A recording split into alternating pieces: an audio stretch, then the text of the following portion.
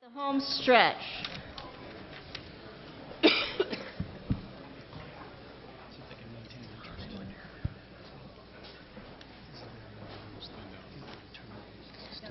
So our last panel, the day, third panel, is talking about consumer data, and as was obvious in the morning session, there are two, I think, discrete issues, topics, not issues, but topics that it would be important for this panel to cover, and I know since each of them have written comments on it, they'll have a lot to say. One is in terms of what information a consumer needs. How do we build consumer confidence? How do we get consumers engaged so that they become part and parcel of what we're trying to do? Because obviously we will only be successful to the extent we have full consumer engagement, both of all markets and all consumer groups. The second is around data privacy and how in providing a market scenario, what kind of information should be made accessible, in what form, and under what circumstances. And I think all of these issues really are going to come to fore around this panel, and I'm going to look forward to hearing your thoughts. Again, we'll start with short statements and then move on to questions. So thank you. And Luann Sheriff, who heads up our consumer outreach program, consumer policy, is going to be moderating this panel. Good afternoon. So our panelists today are Matt Futch. Actually, you know what? I'm losing my voice, so I'm going to let them introduce themselves. Matt Futch, IBM. Jeremy Udo, National Grid. Paul Tino, Buffalo Niagara Medical Campus. Aaron Hogan, Utility Intervention Unit. Robbie Wright, Direct Energy.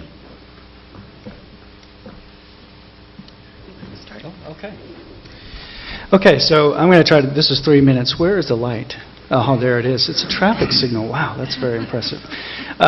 So two things real quick. One, we sit on the board of GridWise Alliance and also the New York State Smart Grid Consortium, so I just want to make sure that those comments are sort of recognized on the record, and we support all of the recommendations in both of those filings. I guess I'd start with three things, and I'll make them fast. One on policy, one on the platform itself, and one on some procedures, regulatory procedures with regards to data. All of it's data related. On the policy side, I would say that we have primarily two recommendations. You could do opt-in, you could do opt-out. That's a very important decision to be made very early. In our view, the opt-out allows for a lot of scalability, and you can do things very quickly, and you can get the sufficient data sets to be able to make the system work for the outcomes you're looking for, probably in a more efficient and maybe cost-effective way in terms of deploying the infrastructure, right? However, our experience around the world is that that's probably not such a good idea. And that opt-in is the better recommendation, even if it means that the actual deployment of the systems will be slower. We say that because privacy becomes a very quick and fast red herring to stop progress on deployment. With regards to security, opening up this system to different points on the access, and when you do this with these systems, will definitely increase the vulnerability of the system. And there's no doubt about that. I want it to be clear. It is something that's a risk that has to be managed. So our recommendation in that area is to do a couple of things. One is to incorporate what we think within any filing from the utility, the DOE C2M2, I'm going to be a little quirky here, C2M2 version 1.1, which of course is the electricity subsector maturity model in cybersecurity. It's very good because it's very thorough and comprehensive. And two, of course, is to build this into any new investment plans and make it applicable to all the utilities that are filing. On the data, so that's the first thing. On the data platform, a couple of things. Interoperability should be mandatory and not optional. However, that has a lot of financial and timeliness implications. So with regards to that, we think we should, if the Commission is interested, be able to adopt or enable the consortium or whatever party you think is the appropriate party to build out what the requirements should be from a standard standpoint and lead that stakeholder process. That's going to be very important. And lastly, on regulatory procedure, three things. I'm getting the flashing light. If all of us were king, we would think about how we actually plan this out. One, finalize requirements on the DSP platform based on a timeline of what's needed now and what needs needed later. Clarify the rules on privacy, security, and interoperability now, and then send something corrected to FERC. And issue a final T1 order that resolves the identity, the ownership, and RFP out a third-party cost-benefit methodology. Hi, my name is Jeremy Udo. I'm Senior Counsel for National Grid. I'll be speaking on behalf of the Joint Utilities today. First, I want to thank you for the opportunity to participate in today's technical conference, and I want to thank the Commission for recognizing the importance of customer data to customers and the various stakeholders here today. We believe that utilities are in the best position to utilize existing utility systems as a platform to enhance customer access to data and to increase awareness of DER offerings. We know that as a general rule, customers tend to recognize and trust their utility's brand. We understand the importance of that existing utility-customer relationship in helping to promote REV goals. So first, the how. In our view, there's really little debate about whether it would be more timely and cost-effective to leverage our existing systems to provide and to support REV initiatives to provide additional data. This includes specifically electronic data interchange, or EDI. We've used EDI for years to communicate with energy service companies. EDI is robust, secure, well-developed, and it's been used basically to conduct hundreds of millions of dollars of transactions with ESCOs every year. Others have advocated for the building of new universal statewide systems or web portals, but such a system would be expensive and unavoidably complex to implement and maintain, and it would also lose some of the specific functionality that's tailored to each utility's unique service territory. So next, what safeguards should be in place to protect customer data privacy and security? Now, the Joint Utilities recognize that customer data privacy and security are of paramount concern to customers and must be safeguarded. One thing that parties advocating for new web portals or third-party sites generally tend to downplay or ignore are the potential data security risks. Utilities, on the other hand, are already responsible for protecting a large volume of personal customer information, including not just customers' names and addresses, but also their consumption, financial data, credit information, and payment histories. In light of this responsibility and our experience in handling customer data, we are particularly concerned about the straw proposal's recommendation for automatic disclosure of customer information unless a customer opts out. This opt-out proposal reflects a significant shift in policy from current data privacy trends. And I would say that the approach that's currently taking shape before DOE and the approach that's currently followed in a number of other states that have already considered this, states like California, Colorado, Maine, Maryland, Michigan, all are consistent. All require a customer's express consent or opt-in before providing customer personal information to third parties. In past proceedings, including those involving retail access, energy efficiency, and even the development of uniform business practices for energy marketers, this Commission has consistently ruled that customer personal information should not be disclosed unless customers first provide their consent. So again, given the importance and potential consequence of this proposed change in policy, the Joint Utilities urge the Commission to reaffirm existing policy requiring customer consent prior to disclosure of customer personal information. And finally, what information should be provided? As I mentioned before, studies have shown that utilities have established a strong brand recognition and trust with their customers, and that utility websites are a highly effective channel for providing information to customers on energy and energy-related services. In addition, while it may be too early for us to have a real precise consensus on what it would look like, there is a perception among the joint utilities that certain anonymized or aggregated data could also be developed to support DER. In closing, I just want to reiterate the joint utilities' commitment to collaborate with stakeholders to further define the timing and details of enhanced data sharing with customers, and particularly to leverage existing utility systems and communications channels to provide REV-aligned messages along with simple, convenient choices and information for customers. So again, thank you, and look forward to the questions. Thank you, and thank you for the opportunity today. On behalf of the Buffalo Niagara Medical Campus, we're generally supportive of the foundational aspects of REV. We remain cautious that there is much to be considered as the tactical approach to executing REV is formulated. And additionally, we're cognizant that impacts resulting from Track 2 decisions and implementation will impact Track 1 objectives as well. Based on our experience and those of the member institutions at the BNMC, commercial customers, while highly motivated, engage dramatically differently than mass market customers, and thus require different solutions, but certainly no less urgency in bringing them on board. In fact, we believe there is greater and more cost-effective urgency in onboarding the commercial sector first. The perspective I'm presenting today originates from the commercial side of the house. Simply stated, we believe that access to data should be at the sole discretion of the customer, period. An opt-out arrangement, as suggested by the straw proposal, unnecessarily jeopardizes the confidential and proprietary nature of that data. And regardless of the origins of that sensitivity, it should be the customer's choice alone who has access to that data and those specific data points. An opt-in arrangement would allow those customers to assess privacy and security procedure while weighing the risk of exposure to participation in a data exchange. That said, although I haven't played one on TV, I am a residential customer, and in no uncertain terms wants anyone to have access to data without my consent. When I consume, how much, and from whom I buy the commodity is considered privileged and proprietary information. I also feel that having access to data via data exchange isn't necessarily going to stimulate implementation and deployment, and may very likely stimulate marketing. I think we're much better served in focusing on the establishment of functional mechanisms in New York to motivate demand-side customer investment in the provision of ancillary services, continuous dynamic load management, and other strategies.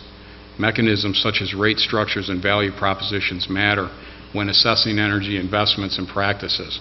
Enable customers to optimize and act based on their own motivations in combination with available monetization opportunities to generate revenue, savings, or other offsets to their energy spend.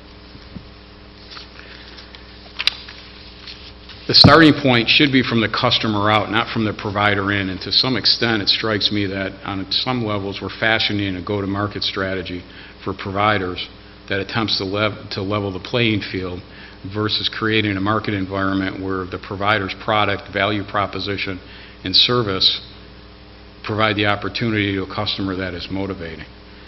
So again, the elephant in the room is cost, and we've talked about that a little bit before. There's significant expense in enabling data capture and provisioning certain market actors to participate when other market actors are already positioned to contribute, especially in the commercial market. Commercial loads will ramp up faster with greater impact and sustainability than other commercial verticals. So while radical inclusion is the goal, success will ultimately come or result from a managed incremental rollout that maximizes existing sectors and current market actors first. UIU commends the Public Service Commission for initiating a comprehensive review of the New York electric industry and considering a roadmap to guide its evolution. One of the critical path objectives of the Track 1 straw proposal was to increase customer awareness, interest, and confidence in distributed energy resources. But if the protection of consumer data and personal information is not handled well, residential customer confidence in DER markets will surely never gain traction. I find it interesting that this topic about consumer data was raised in each panel, and I thought that this was going to be the most boring topic of the day. And I think it's telling when we're talking about it so often. And some consumers may be indifferent to how their data is handled, but not all. In fact, on my bus ride home yesterday, I was reading up on my notes, and the gentleman sitting next to me asked me what I was doing. And I asked him, and I said, well, if your data from your utility was shared with a third party, would you like that? And he said, no. He said, years ago, I wouldn't mind. He said, but today, I wouldn't want it. And I think we have to be cognizant of those concerns.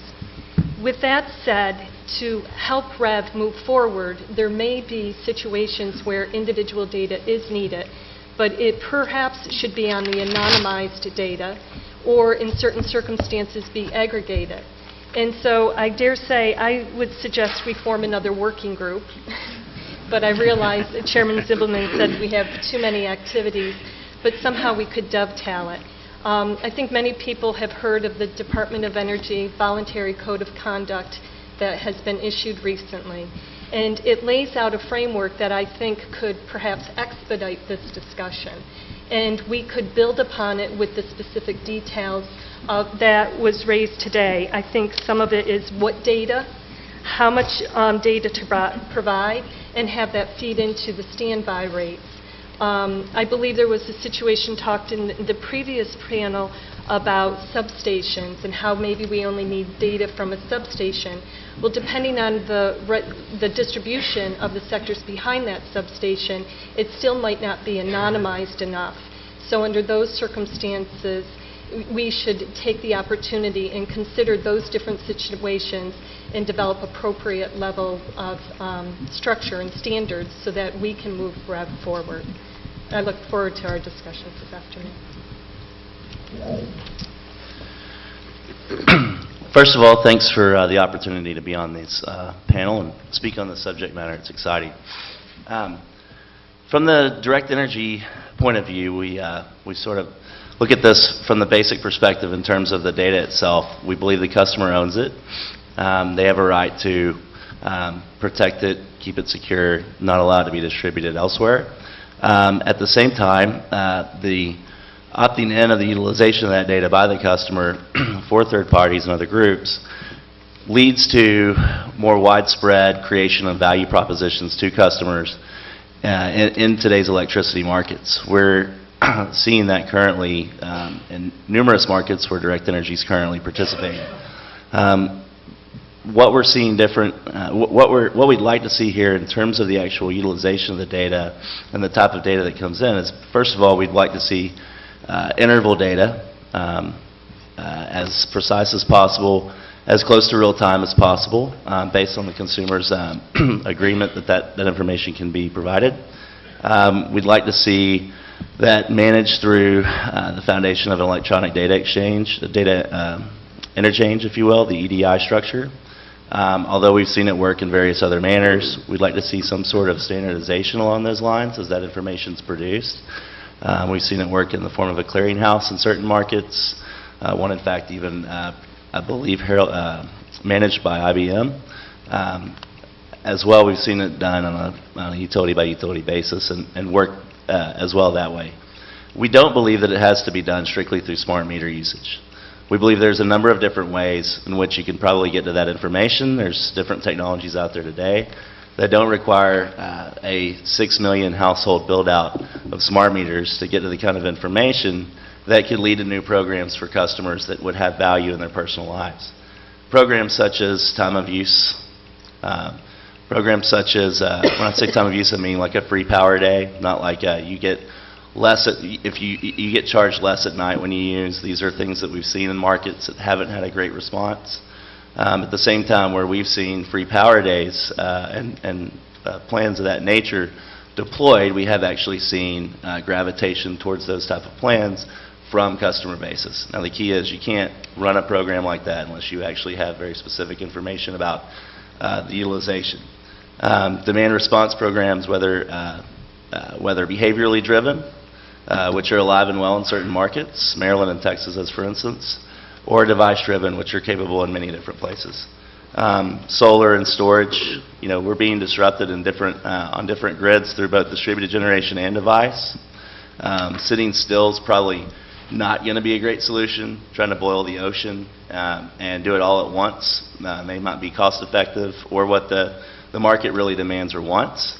At the same time, basically ignoring it and not looking at things like net metering, not looking at things like demand response, not looking at things like time of use, connected home, and the approaches that these different companies playing and deploying in those fields, not looking at what they're bringing to the table and actively trying to participate as opposed to oppose that kind of effort, could lead to the market continuing to fall further behind in terms of consumer expectations versus other regions. Thank you. Can I say something? Sure. I'm sorry, I've been waiting to say this. Erin, this is going to come out sounding wrong, but I don't mean it wrong. Or I don't mean it the way it might sound, so I have to listen to the whole thing. I know I'm making it more dramatic than it is, but your question to that guy on the bus was a loaded question. So if you flipped that question and you asked, if you would get more information on your energy use and possibly change your actions to lower your energy bill, but it would mean that you'd have to give permission to your utility to give some of that data information over to a third-person provider, would you do that? They would probably say yes. But it's the same question, but it's just asked differently, so you get different answers. One, you get a no, absolutely not, and one, you get a probably yes. So the issue really for me is, what is it that's the benefit to the customer that allows them to be willing to allow you to share that data? So the access to the data is a threshold issue, but it's what is the value and how then do we protect that data if they say, yes, I want you to share that data because it gives me better value.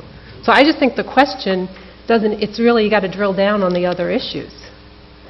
It's a short bus ride, but I can switch the question around. But no, and I think that actually comes from the earlier panelist, and he expressed concerns of the overemphasis on consumer data might scare them away. And while I'm sympathetic to that, I think there are a large number of people out there who are very concerned with the Target breach, with the Home Depot breach, that this is an issue that is concerned, even if you spin it a different way. Right. And so I think one of the concepts in the Code of Conduct is notice and awareness. And I think it's through that process, it's consumer notice and awareness. And it needs to develop a structure so this information is being communicated to the consumers, so that the consumers can make an informed decision of whether or not they want to opt in to give data, not opt out. So if I can interject here, because I think that the issue of data privacy, and this is kind of, if we take a look at other industries, where they've gone on this and what we should be doing in the electric industry, I think we're all aware of the Google story, or Target story. It was a Target story. The Target story where a man found out his 18-year-old daughter was pregnant because Target has a habit of, if you go online and buy something, like a pregnancy test, they will figure that out and they'll start sending you all sorts of information, and he was trying to figure out why he was getting that information and realized it was his daughter. And so, that kind of privacy, I think, chills all of us from the standpoint of the type of information that people grab about you by a simple transaction that you might have. But on the other hand, and I think this is to Diane's question, and I would put it to all the panels. I mean, let's take the issue of privacy, but put it in another context of what we're trying to do. There's a huge, and the mass market, which is something that we've discovered, and the commercial and industrial market is kind of animated already, but the mass market is really a question. And if there's a huge opportunity out there for consumers to save money, and there's many, many people like Direct Energy who are willing to come in and at very low price or sometimes at no price, give them the tools to save money. And what we'd like to do, because we want to get to scale, is we want to figure out the most efficient way so that those consumers who may have an interest but don't even where there's an opportunity know that. And what we've discovered is that despite years of doing energy efficiency programs and various programs, there's still a huge a knowledge gap. I mean, everyone in this room knows about this stuff, but we are a very small part of the population. So the question is, if it's not full-on data, what way can we, using technology, using the internet, using other forms of information, reduce the transaction costs and also give consumers knowledge of what kind of information is available? Because we've tried the green button, that hasn't had a huge amount of uplift. So that to me is, and is there a way that you could say that someone who's maybe asked about energy, goes to our consumer services division and says, I have problems paying my bill. Should we figure out a way to say, hey, there's all these people around here willing to help you pay your bill, would you like to, and if it's an opt-in, it's an opt-in.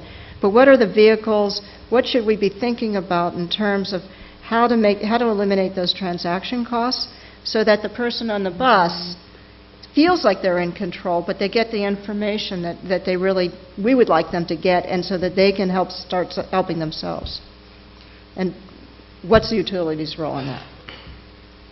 So I guess one thing that strikes me is that the customer, especially if you're going for mass market, that they should understand the value of the proposition.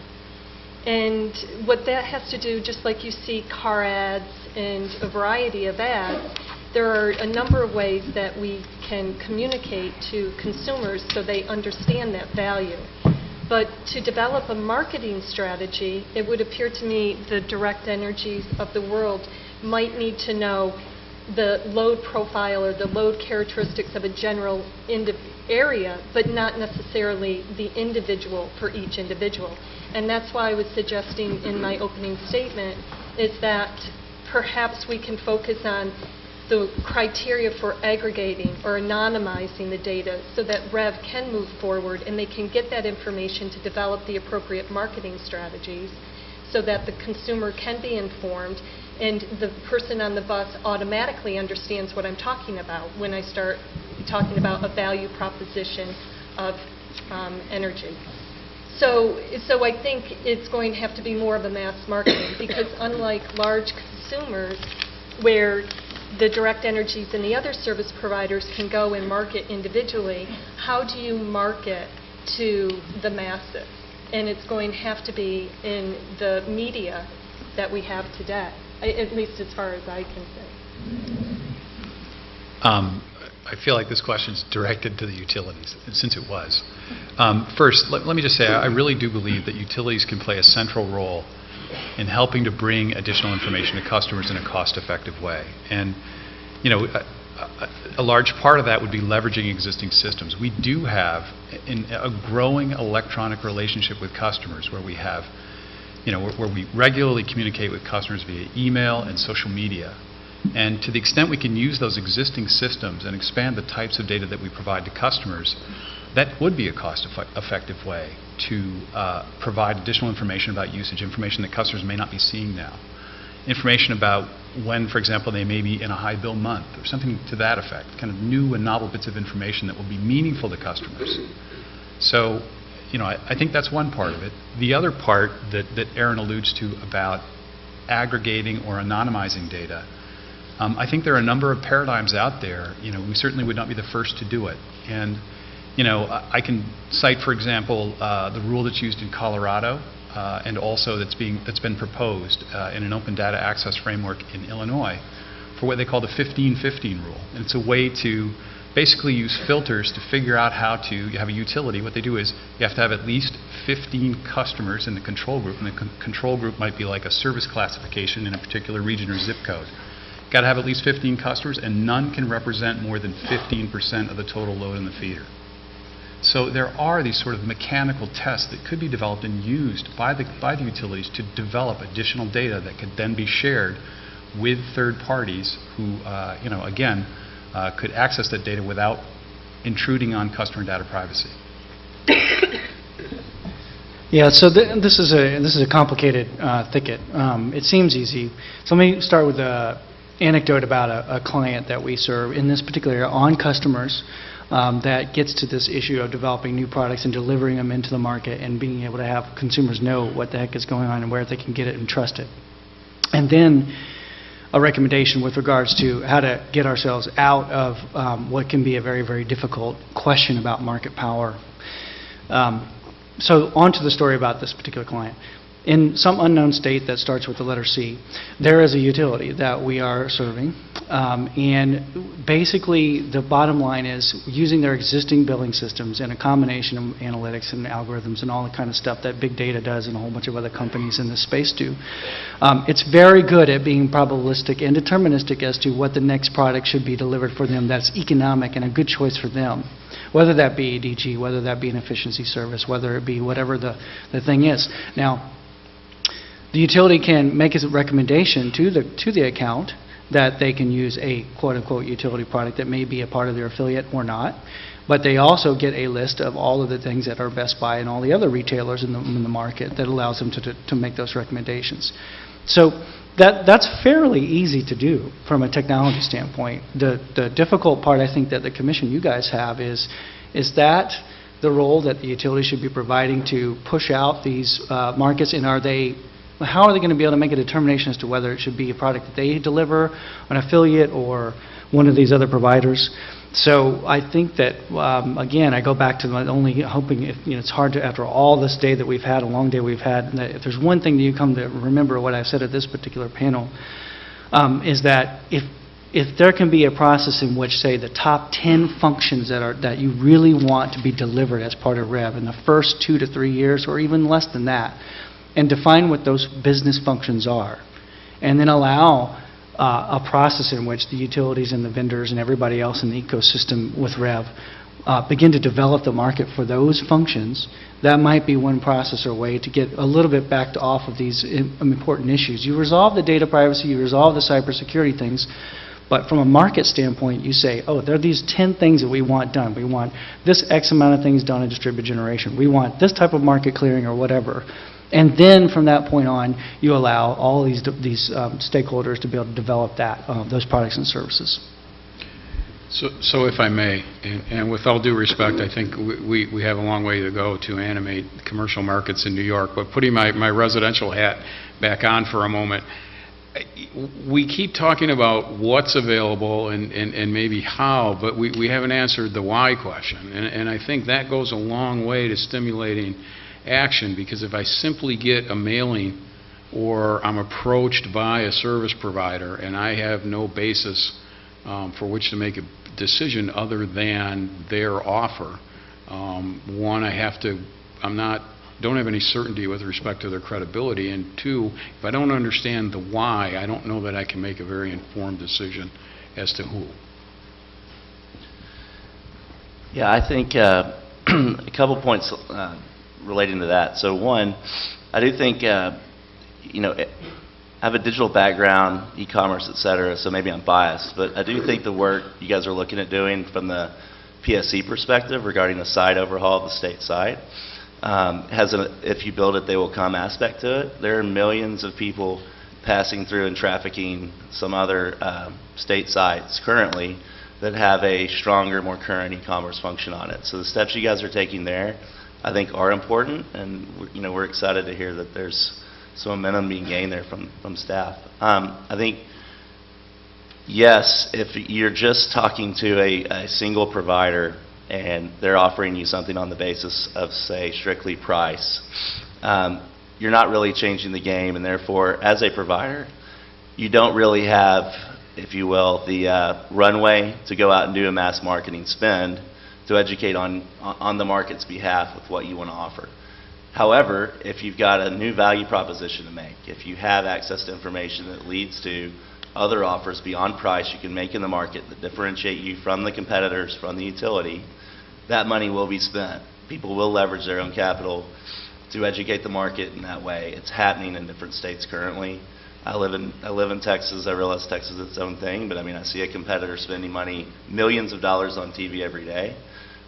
We're spending it likewise in a couple of markets in the north, tied to some specific plans that aren't just based on the commodity, but around the value proposition we can make with new information coming to us about that customer that we can relay to that customer to help them save and use less and use differently in the future. So if I can follow up on that, because, as Richard said in the beginning, New York is a pretty big market, and one of the things we would like is that if we're successful with REV, we have as many companies as we can who are offering value-based services to customers wanting to come in because they see this as an attractive market, which means, in my mind, it's a low cost of entry. And so to that end, to me, it's closely aligned, and I would just be kind of interested in your thoughts, because especially you and Aaron and Paul are sort of operating at different dimensions on this. If I look at it from a consumer standpoint, and we're all consumers, You want the confidence when you're buying something to understand what you're buying, what the value is, and the fact that now that we all use e-commerce, that it's easy to comparison shop. So, I would take, like, if you're in the market for a car, of course you're looking for car ads. But our problem is that people aren't in the market for it yet because they don't even know it exists. So it's first is how to create the awareness that there's a product to be had. And then secondarily is to create the vehicles that it's easy both for the consumer to be able to become informed and then for the vendor to find that. And that seems to me that in this world of e-commerce that we're all used to using, and people have heard me talk about this, Kayak and the car sources and all that, that as consumers we feel a lot of confidence when we can comparison shop and see it real time, but there is no vehicle for that for electricity yet. And it seems to me that, one, that becomes a good source for consumers to get information, and secondarily, a good way to have vendors find those consumers who are looking for that information. And somehow or another, it strikes me that this is an easy problem to solve, because the consumers who go on that site have essentially provided some level of consent that if they ask for a vendor for information, that they've opted in. And I'm just keep wondering, are we making this harder than it needs to be? Because we all live in the era of Kayak and Google and all sorts of search engines we use to make consumption decisions, where we're voluntarily giving up information in order to get information. I would say yes, you're making it harder than it has to be in some form when you think about e-commerce. You can look at Pennsylvania next door, or close to next door. They have a robust comparison site run by the state, right? Texas has one, it's had one for years. Illinois is moving in that direction. You also have some different... Actually, we have one too, but it doesn't seem to get used very much. But go. No, I'm with you on it. You have one. I think what I was alluding to earlier about the work being done is it sounds like you're heading in the direction of where those other guys are at, and that's going to, as I said, I believe fundamentally in the whole if you build it, they will come approach. Google will value that in its algorithms, et cetera.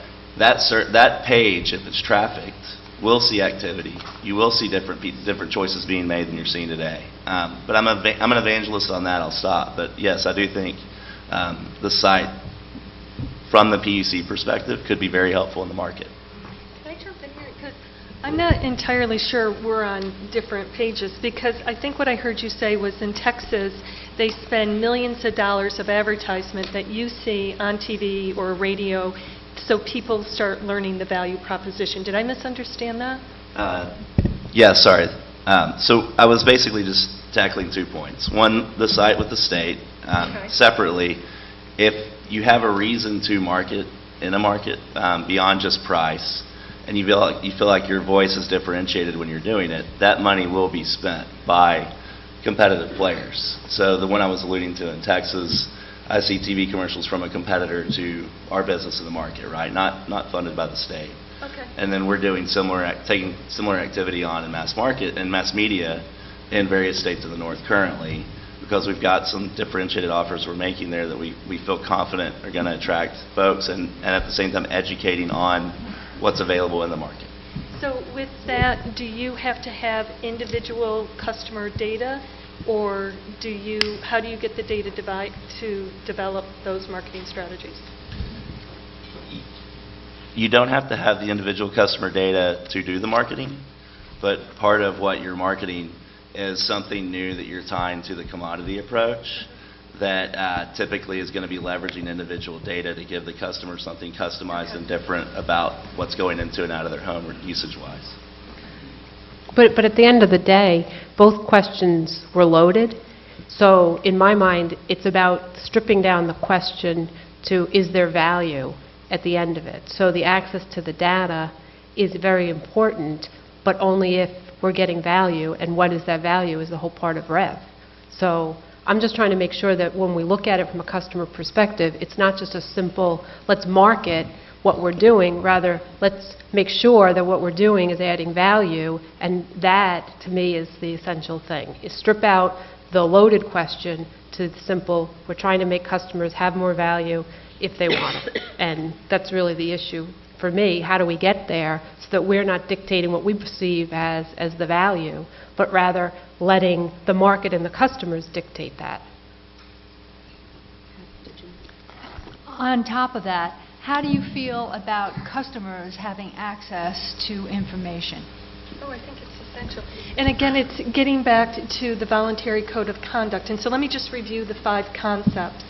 Is that the first concept was customer notice, and begins with customer notice. And then the second concept was the customer choice and consent. The third concept was customer data access and participation. So it was clearly laid out in this instance that the customer would have access to their data so they could understand the value. And then it went on to the next 2 were dealing more with the structure of integrity and security of the data, and then self-management and redress. So again, I think that voluntary code of conduct could lay the framework to develop details so that you could get the information that's needed to move REV forward, but at the same time be cognizant of individuals' concerns. Now here we have somebody very fully informed about energy and would not like their data shared. So I think we have to figure out how to strike that balance and perhaps focus and communicate it as a value proposition, but then ultimately let the consumers decide if they would like to opt in. But how would a utility feel about customers having their own information? I think the utilities are perfectly comfortable with that. I don't really see any downside for the utilities in that. I think that maybe I'll go back a little bit to what Paul said earlier about the why. Why are we providing that information? And there's almost a suggestion that a large, broad-scale marketing effort that just goes out to seek and look for people's interests based on, for example, targeted advertising and these sorts of things. There's a suggestion that that might generate more interest and help to build the markets. But I've read a study that was performed by the University of Pennsylvania and the Annenberg Foundation that suggested that, literally the title is, contrary to what marketers say, Americans reject tailored advertising. And the conclusion of the thing basically said that, when surveyed, 66% of Americans objected to having tailored advertising. And it's possible that this is something that's evolved over time. There were questions in the study about whether or not it was different for younger people than for older consumers, and they found that consumers who were under age 24, that when they looked at their habits, that if they found that they were being tracked, that upwards of 80-something% objected to having tailored advertising. And if they found out that their offline activities were being tracked, not just their on-site browsing, but an offline activity, a great example would be like a Nest thermostat that knows when you're home. I mean, literally can see you. That 90% of them objected to having advertising directed at them based on the gathering of information on their habits or their activities. So, I don't consider myself a consumer expert, and I would rely heavily on Aaron to be the voice of the consumer here. But I do think that there's concern about just a sort of broad-scale marketing effort to just try and gather information. And I think that there's a very real possibility that customer sentiment could be soured if they view that their privacy has been breached in some way, or that this has been that we've overextended, that we've gone too far in terms of disclosing their information.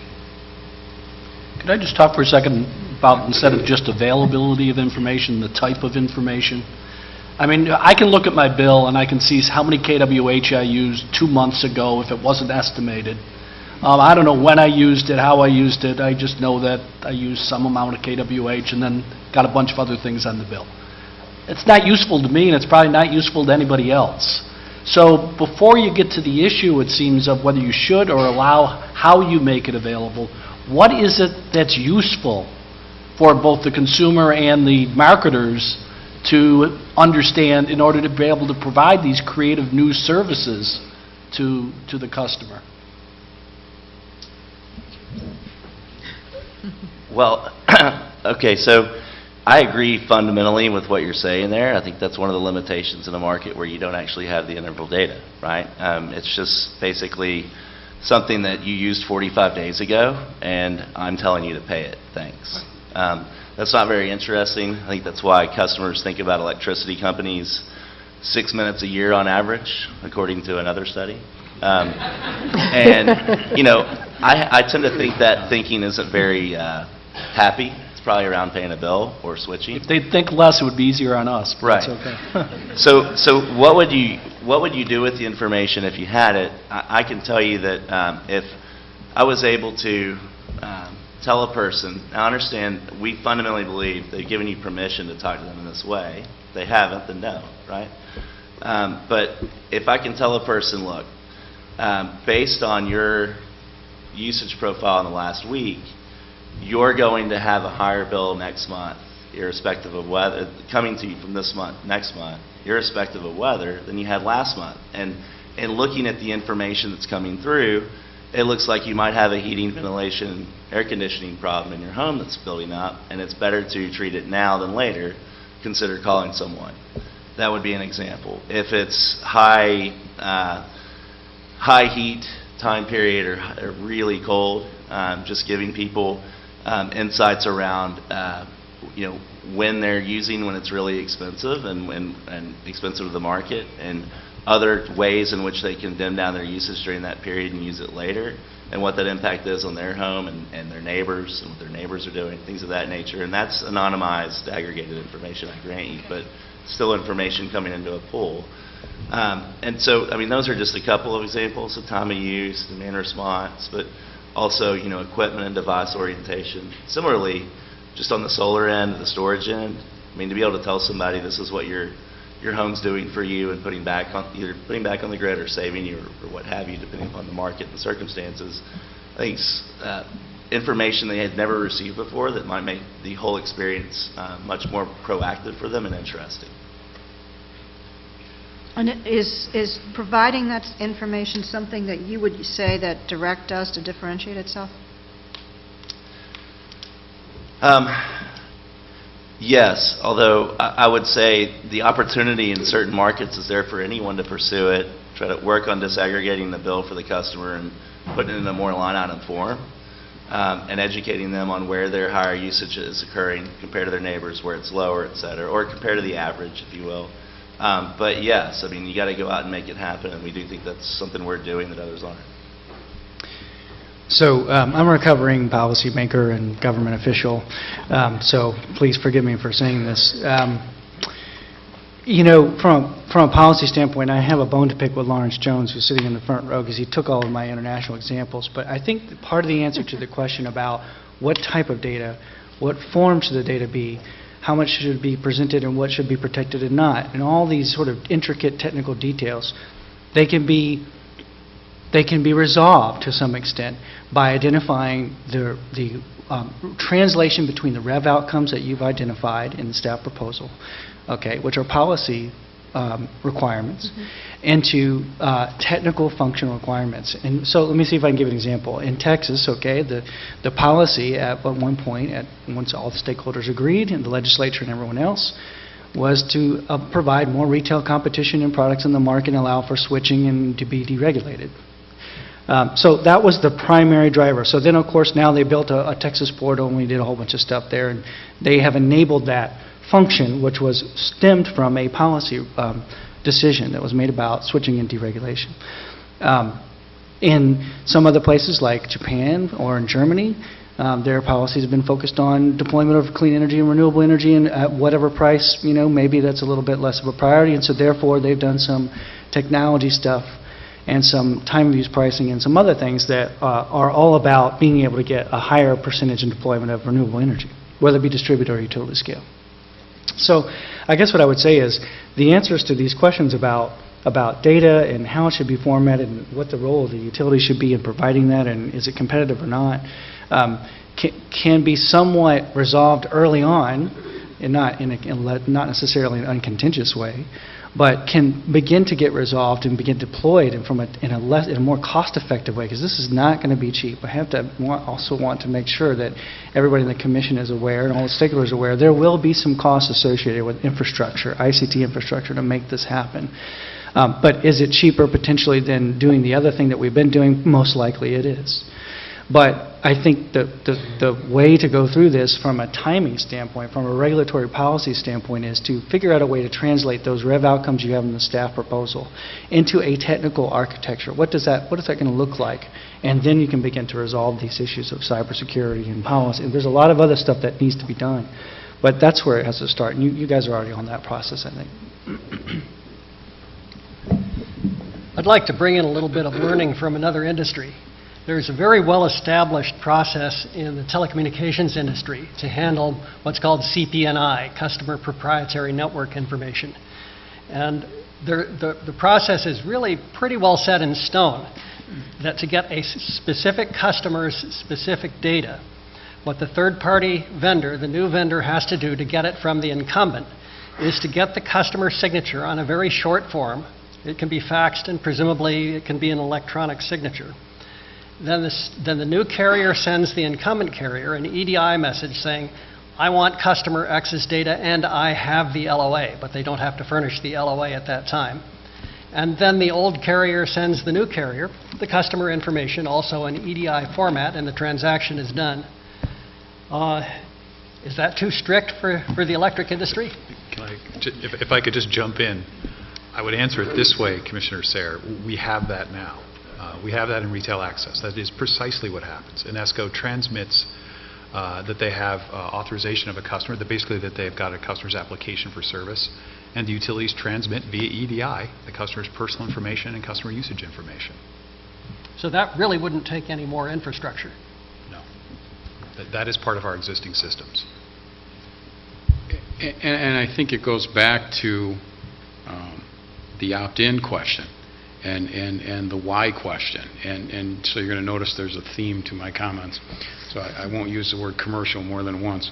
But I think, you mentioned cost, and I look at positioned market actors that are there now that have the resources, the knowledge, and the insight to launch the objectives of REV. And I think that's one way to look at it. I think it's conceivable that we may achieve what we want to achieve working through that commercial sector to some extent. And if we're looking to manage demand, and we lessen our concern on KWH and we look at KW, and where can we be the most impactful, I think that's a sector we have to start with. That said, I think one thing we have to consider is still continuing to spin this conversation in what we consider from the perspective of the customer. So regardless if it's a commercial customer or a residential customer, it becomes a WIFM decision. So those involved in sales will know what I mean, but that's a what's in it for me conversation. And at the end of the day, regardless of what anybody's peppered with or what they see as the perceived value of someone else perceives that value to be for them, ultimately their decision funnels down to what's in it for me. And in order to make that decision, they have to understand how things work so that they can make that decision and then utilize their data to do so. So it's their choice to use that data. They may do it based on a revenue stream. They may do it based on a savings. It may be an expenditure. Do I invest in a new furnace? Do I invest in a control device for my facility? It may be to create a competitive advantage if they're a commercial entity.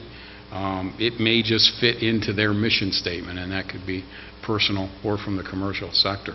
But essentially, a commercial entity is going to look to build a business case and make a decision based on that business case, and I don't think a residential customer is really going to attack it any differently. Follow up. So the transaction that you were just talking about is when a customer makes an election to go from a utility to a third party. Yep. If I can take Matt's comments about, thinking about the data and thinking about the information, thinking about the outcomes, we could posit for a minute that one of the outcomes we'd like to get out of REV is an animate a market. And one thing we know that customers do every month is they pay their electric bill.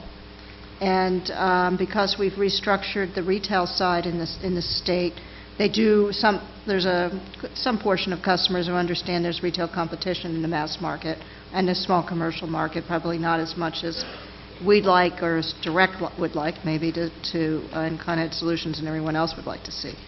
But if we say that's an outcome, wouldn't one thing that we'd like to see is that when someone's going in and asking about their electric bill or looking to buy a supplier, thinking about how do we integrate in then REV-type demand management services, energy efficiency services, so that customers, and that's where, to me, e-commerce comes in, when they're going and they're inquiring about, oh, I'd like to save on my electric bill, they immediately see, oh, these 20 providers also are offering an energy efficiency service to help you save on your electric bill.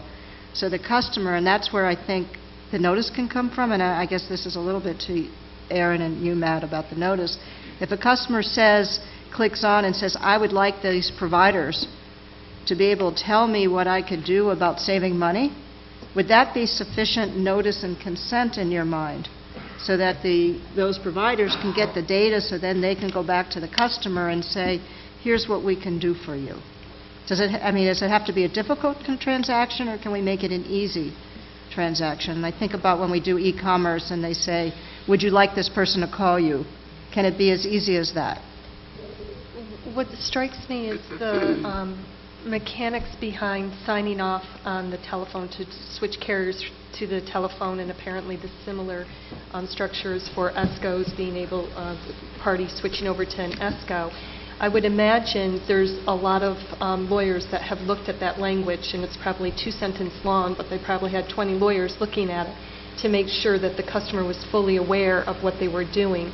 So in response to your question, is that sufficient enough for the customer to be informed to release the data? I would say it depends on the language that's being used. If it's comparable, then it probably would be okay, but I would have to wait to see the language to feel confident in saying it would be okay. Yeah, I had a little to do with the writing of the language for New York, and it does specifically refer to the release of the customer's information. Okay.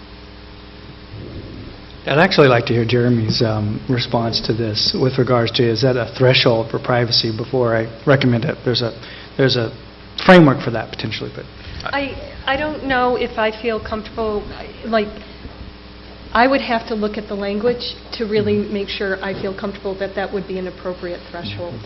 But again, I think this is such an important topic that there are so many people with different views that it's hard to reconcile this in just this forum. I think this is a great start, but I think working out the details of language like that, what is the appropriate threshold, that it will need more work, and I dare say maybe even a working group. So. I'm interested in the difference. You mentioned the marketing in Texas, and I've been to Texas, and you see the billboards with, various companies up there. They don't need to know customer information to try to sell their product to people. They only probably really need it when it's time for the customer wants to know, how is this going to affect my bill directly? Then you have to have the customer data. And it just strikes me, if you make I was thinking of an analogy. I wouldn't want my grocery store selling my shopping receipt to people to figure out, oh, he likes cream of wheat. Now the cream of wheat companies are on my computer. I don't even like cream of wheat, by the way. When is it that the data is really needed, and can't marketing take place without the data? And why haven't we really seen that in a state like New York, where we have retail competition? I think somebody quoted 1.5 million people are being served by ESCOs, yet I haven't seen a billboard yet. There's one in Albany, but okay. I haven't driven by that one.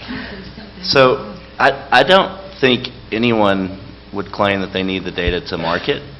I think what drives the marketing is what you're able to offer to customers and the traction you can get with those offers. So the difference between a place, I want to pick a place in the Northeast, which the market functions in a somewhat similar manner to New York. So let's take Pennsylvania again for an example. The key there is, like in the PPL footprint, you've got information, you've got interval data, you're crafting different plans around that to customers. But I'm not crafting that to a specific customer.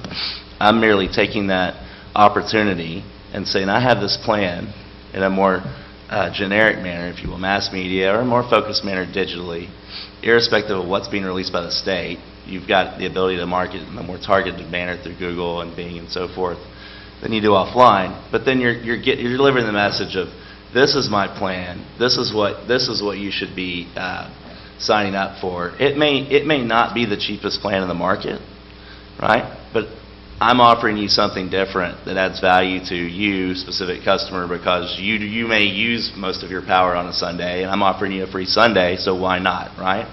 And on my end, I feel like I've got a good opportunity to capture margin there and still have a happy experience on both fronts, right? So I'm going to put money to that. What I'd suggest, by the way, in most markets where there's only competition based around price, you're going to see 20 to 25% of the market participate, and the other 75 to 80% of the market is going to sit on their hands and sit with who they have. So if you want active participation in the market beyond price, other things have to occur. And when you say 1.5 million households have switched, that's 25% of your market, right? So that's sort of the challenge when you're looking at it from the competitive perspective in terms of, well, where am I going to spend my next dollar, and how do I differentiate as opposed to just being a face in the crowd, especially in a place with the other piece here is it's really expensive to run a billboard in Times Square, right? That's why you may see one in Albany, but that's nothing we can do about that. Can I have a follow-up question? So the interval data, you collect that, and that's anonymous data, and then you develop your algorithms, both probabilistic and deterministic, I think you said in the beginning, to craft your marketing strategy. Is that the idea? Did I understand that correctly? I just want to make sure I understand why you need interval data and what you do with it. So the probabilistic information and deterministic terms were actually, I believe, used by Matt.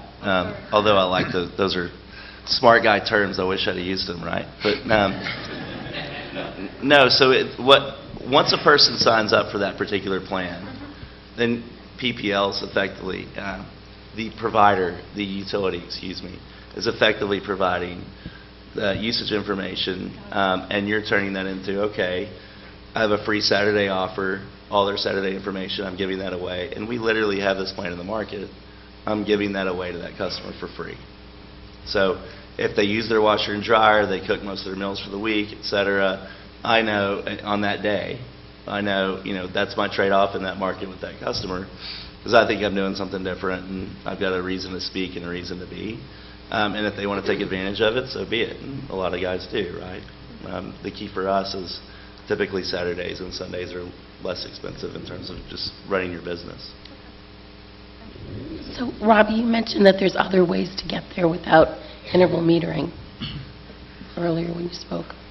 Yeah, so, I mean, if you look at a company like Panoramic Power, for instance, which is kind of a startup, but where the technology they're producing basically plugs in, clamps in around the box, so to speak, and identifies the electricity flow through into different parts of the home, and ultimately can give you a disaggregated breakdown of what your usage looks like at the house, right?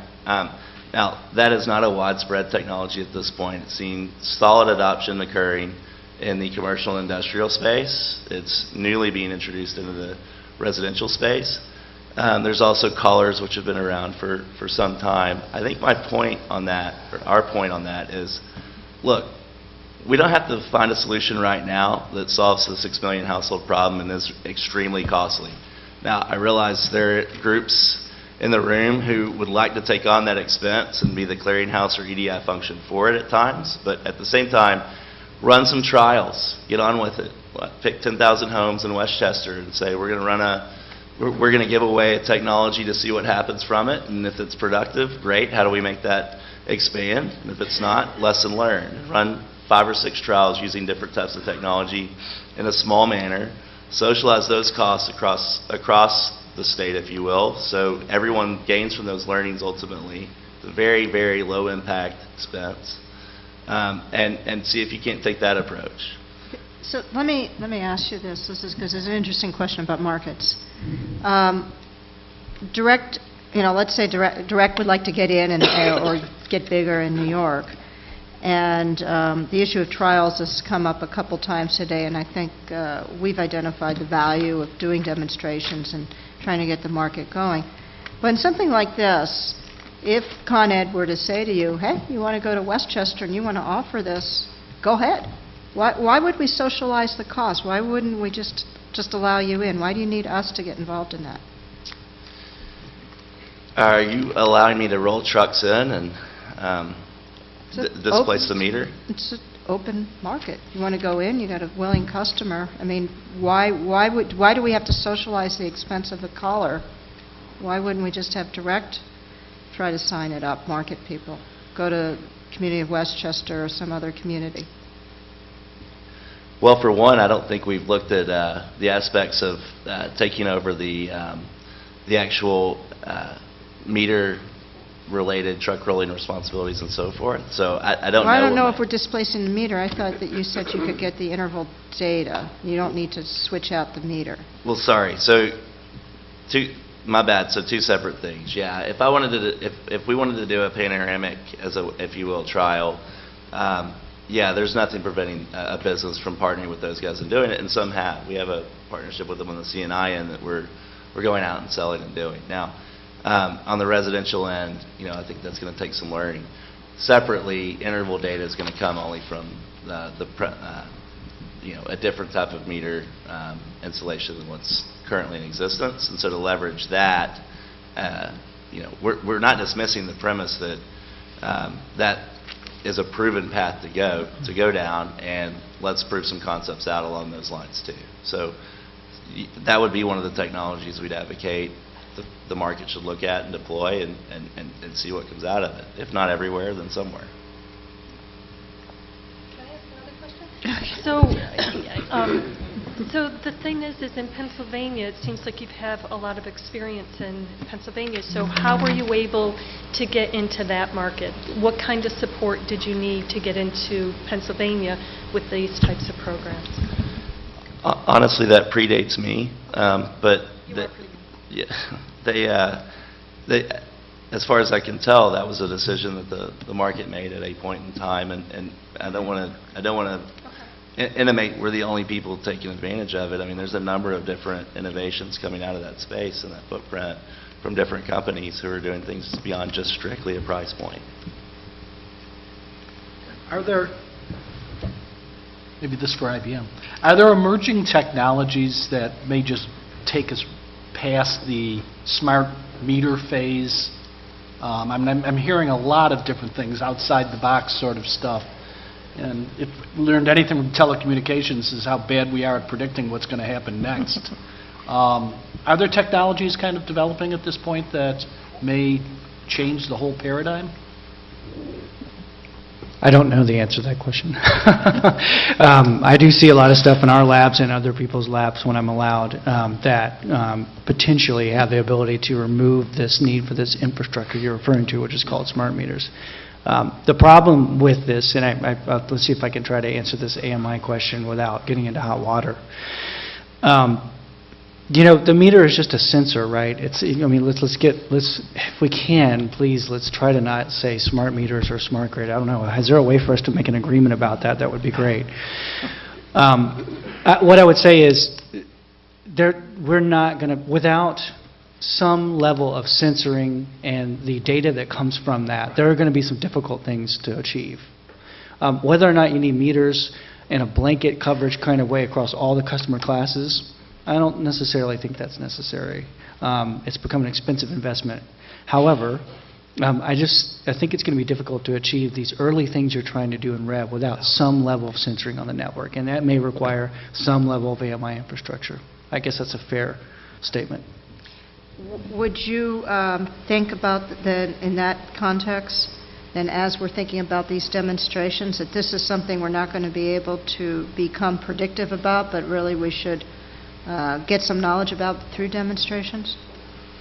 I mean, if you in look terms at of the level of penetration that you would need in order to do what we right. want to do. I mean, most of the 100 million meters or so worth of projects that we've done around the world, most of them have been a composite of data that comes from customer accounts, from AMI data, from weather, and a lot of other factors that don't have to do necessarily with interval data. So yes, there's some things you can do, specifically in outage management, a whole bunch of other stuff on the distribution that doesn't require AMI. But if you're going to want to do some nifty, crafty things on customer products at the end use, and you're going to have zero ability to get tighter, shorter periods of closer to real-time interval information, that's going to be a little bit tough, unless you have some other form of sensing at the edge of the network to get the data in the first place. So it may not be a meter, but it's going to have to be something that's on the outer edge of the network. I'll just jump in on that. You know, people like their smart TVs, they like the smartphones, but when they hear smart meter, they get into a panic for cost and also for privacy. Right. So how do you get over that hurdle? I'm hoping Jeremy can answer this question. Yeah, I mean, I can maybe offer a few insights from, as you may know, National Grid has a smart meter pilot going on in Worcester, Mass. that involves about 50,000 customers. And in that pilot, you know, we have, I said 50,000, it's not that many, I don't think.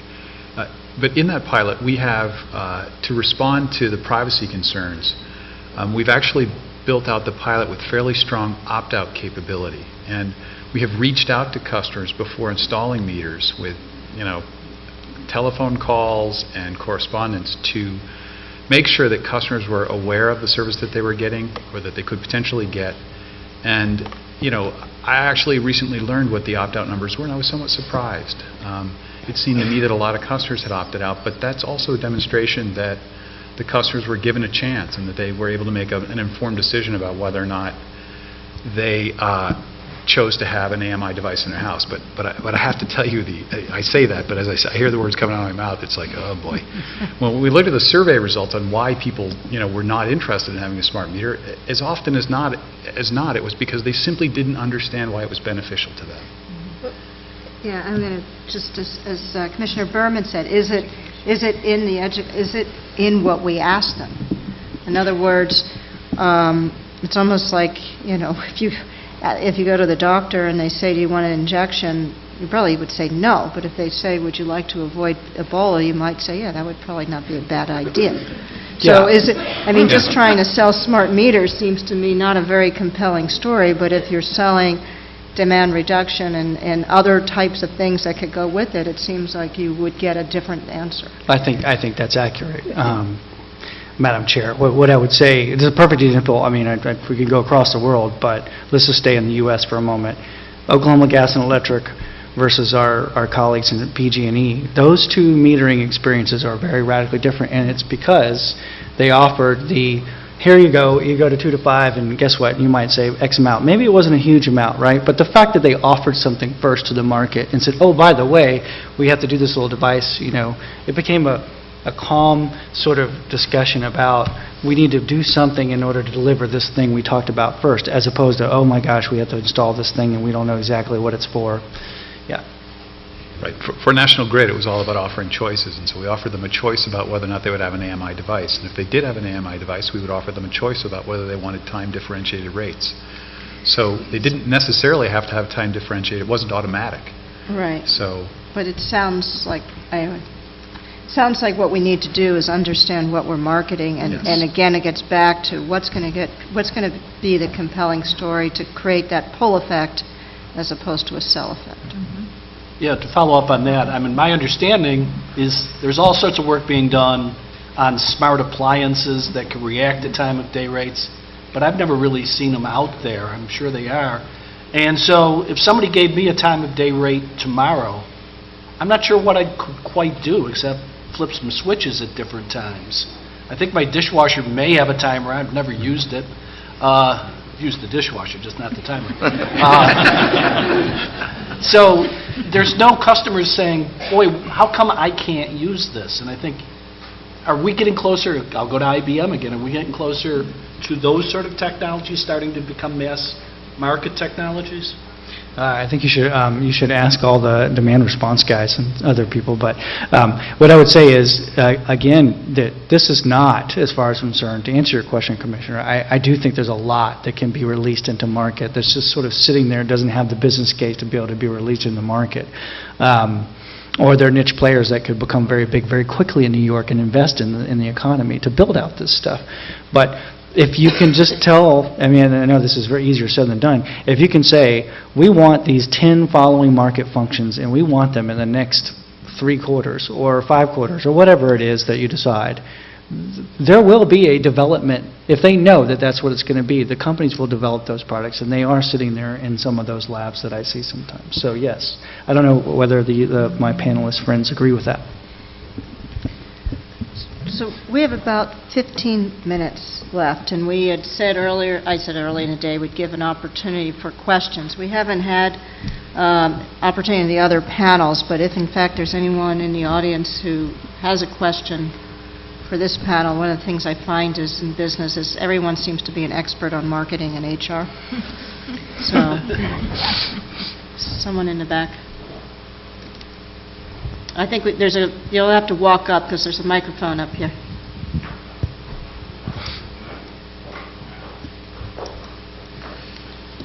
And if you could introduce yourself just so we know. Sure. Seth Frater-Thompson from Energy Hub. I guess one question I have, and I don't sort of know how to ask this in an unpejorative way, so I apologize, but I'd be interested in the panel's thoughts on how. So I've been struck hearing a lot of the discussion about access to data, how you set up the market. These are really not, to me, not huge technical challenges in general. There are huge, broad areas of data exchange on the internet, consumer internet products that happen all the time. I share my banking information with several websites so that I can get analysis and various things. It strikes me that the IT system to power the DSP is probably substantially less sophisticated than the IT system that's probably run by 15 people to power Instagram. How do we get this industry to embrace sort of a new way of thinking about IT so that we aren't thinking about all of these problems as unsolved problems? I think in general, how can we get this? How can we invite outside expertise in a way that is substantially more successful than what we've seen in other proceedings? Some folks might say, get the regulator out of the way. I mean, that's really, to me, one of the things when I look at this is the whole issue is there value to the customer? And if yes, but they need to get access to data, and our rules are stifling the market, and customers need to have the valued product, then we do need to get out of the way. So I think that, for me, it's not about how we market this. That, to me, is for others to do. It's like Dunkin' Donuts sells in Singapore wasabi cheese, donuts, and seaweed donuts, not because the regulator is telling them to do that. It's because they realize there's a market there where there isn't here. 2009, Dunkin' Donuts got rid of Dunkaccino because of a salmonella poisoning. They brought it back because the customers demanded it. They fixed the problem with the poisoning because the government made sure. And good thing. But it's for me, it's not about how we sell it. That's why I bristled at the question initially on the bus, because I could flip it, but I don't want to flip it. I want to just know, is there going to be value? And I think the answer is yes. We just need to make sure that we have the conversation and we're not the ones driving that value. But any of the other panelists, if you guys want to jump in. I would also say, as a utility representative, that some of the types of data that we're talking about with utilities are necessarily different than, for example, Instagram or even your bank. And there are issues involving privacy and critical infrastructure that really are different. And it's one thing when Instagram gets hacked and another when, a hacker can find out if you're home. And so I really think that there may be additional concerns with regard to utility and customer-specific information about their usage that go beyond other issues that may be social or purely financial. I think we get a little ahead of ourselves on that sometimes, though. If I wanted to know if someone wasn't home, I'd go to Instagram or Facebook and see if they weren't there. The fact that we're going to get hacked, believe me, I believe eventually there will be an electricity or gas compromise of customer information, but that it's going to be done for the purposes of them extrapolating individual households and when they're home and when they're not, and then that's when they're going to show up with the bats and the shotguns. You know, I think it's always just going to be easier to go to Facebook or Twitter and find out someone's on vacation. But, you know, believe me, we have a department committed to security and so forth, so we take it seriously. I just think sometimes, what is it going to be used for? We're not storing credit card information, et cetera.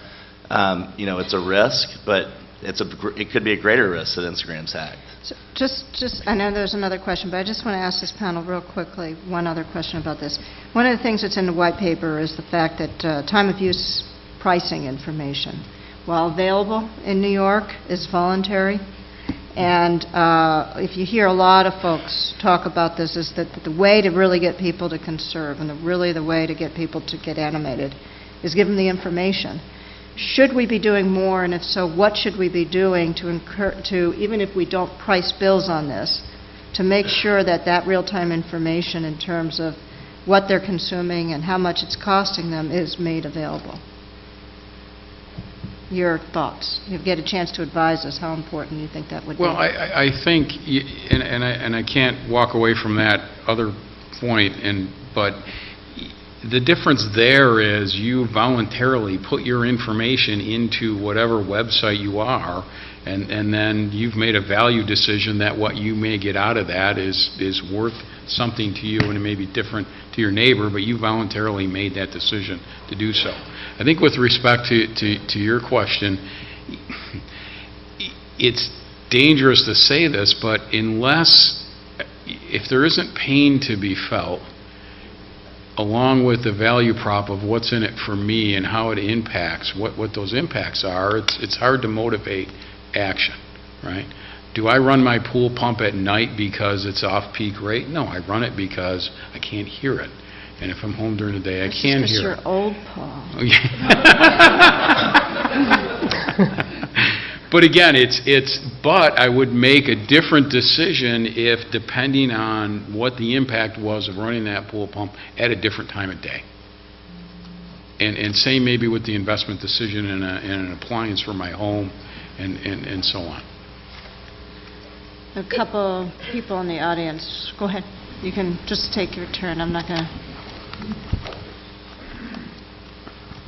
I think we've heard, I'm Manager Green. I serve on the Ulster County Legislature, and I'm the Environmental Director for Hudson River Sloop Clearwater.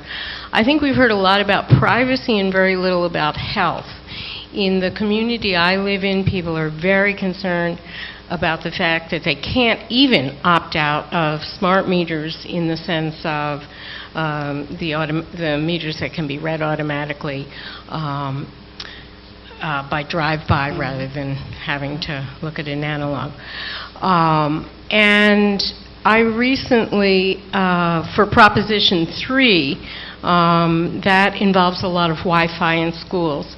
So I asked Dr. David Carpenter, of the former Commissioner of Health and now University of Albany, whose opinion I respect very highly, and he advised people to vote no on Prop 3 because of the amount of additional Wi-Fi that would be putting into schools. And he said to me specifically, the government doesn't get it. And I'm just passing on to you information from somebody who studies this much more in depth than I do. But I don't expect anybody on this panel to take it seriously, but I want you to know that a lot of us do.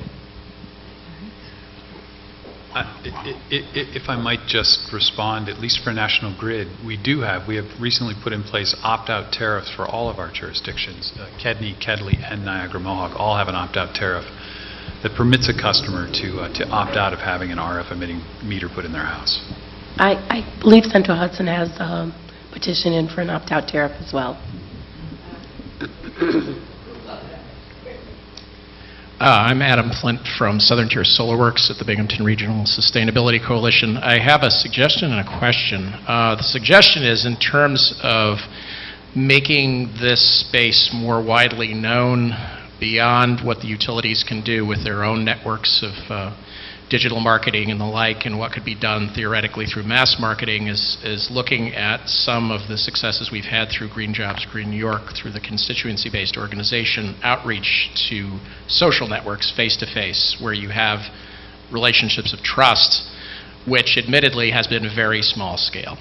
I'd argue that was because of the amount of resources. And I guess my question flowing from that is, for the roughly third, give or take, of New Yorkers for whom this probably can't be a market proposition because they don't own, or they haven't sufficient income, or their credit is not good enough, what's the plan for them?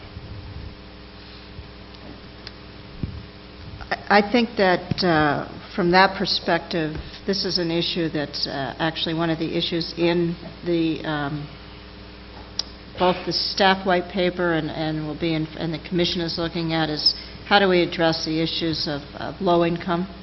So, but I don't, unless somebody in this panel wants to take a run at it, maybe Aaron, you do, but I know it's an issue that's of concern to the commission and something we're certainly taking into consideration as we think about how to move this forward. And the Utility Intervention Unit is very concerned about how low-income customers will be impacted by REV. And so we're taking a very close look at the Clean Energy Fund proposal, hoping that the programs that are there for the low income can still assist the people. But we have raised similar concerns in our REV comments. So with that, I think we are at the end of the day. So first of all, thank you, panelists. It's always hard to be the afternoon panel.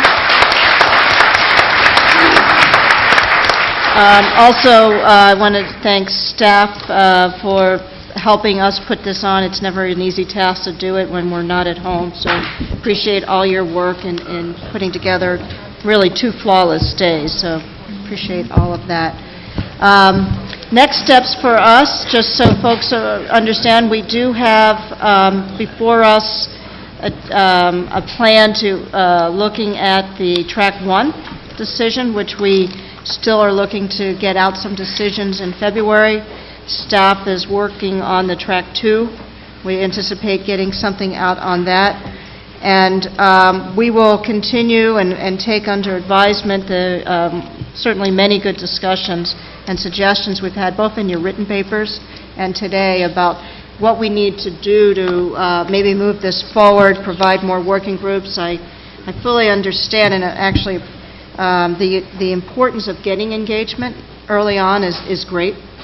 And so we're very appreciative, frankly, of not only the work of the staff, but actually the work of the body at large, of people who are willing to come in, spend time, and help us think this through. So have that, thank you. Thank you for a great day. It was great panels, and safe travels. But before we leave, anything more from any of my other commissioners? Okay. Class dismissed. I talked without everything.